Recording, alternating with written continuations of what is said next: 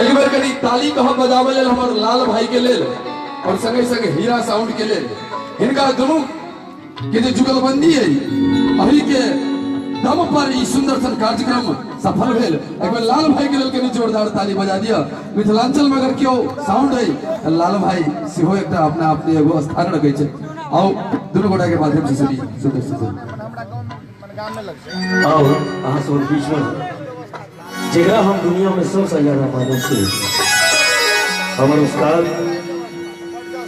भाई उदित नारायण जी के गीत दियल अहाँ सब बीच में हम राखी चाहो कलकड़ा के जितने कुछ नहीं तारीफ करी बने बोलका समय छे तकर बाद के प्रातों के चीज समझते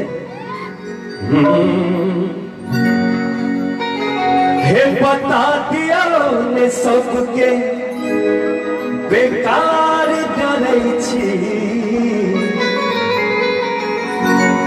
हे बता दिया ने सबके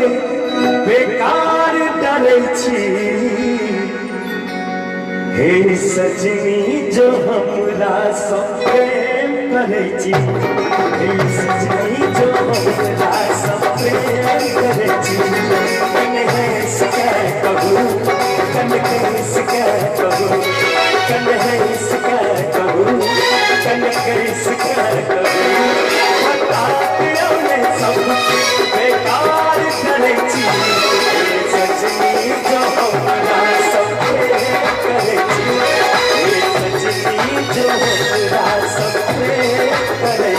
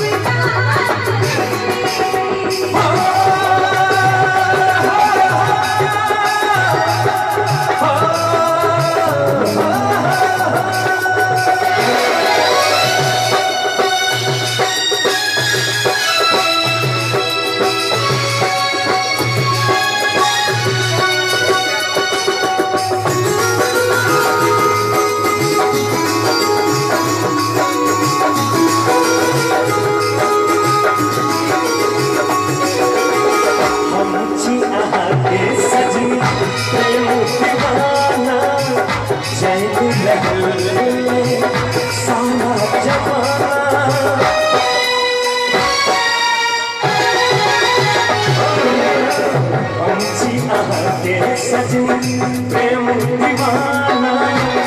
जल जल सारा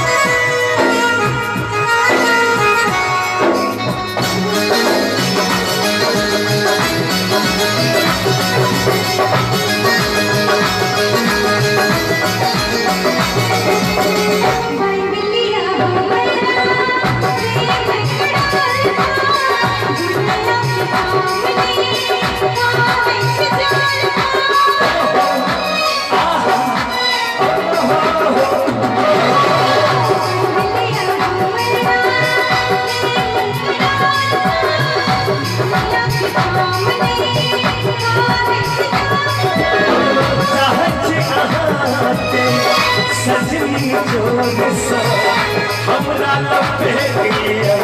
आचर के कोसा